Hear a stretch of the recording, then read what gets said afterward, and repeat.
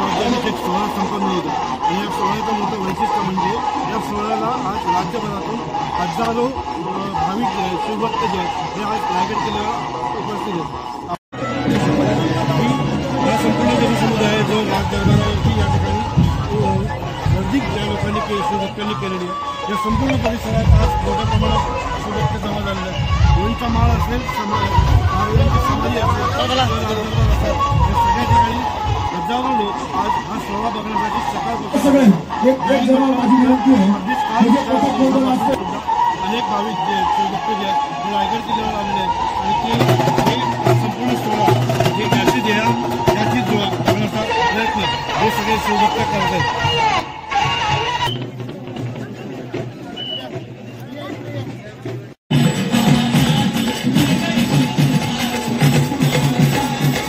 एकूणच हा संपूर्ण सोहळा बघण्यासाठी फक्त आज जरी तारखेप्रमाणे हा सोहळा साजरा होत असेल तरी सुद्धा 9 तारखेला तिथीप्रमाणे हा सोहळा साजरा होणार आहे आणि तेव्हा सुद्धा पुन्हा ही शिवभक्तांची गर्दी या किल्ले रायगडावर दिसून येणार आहे।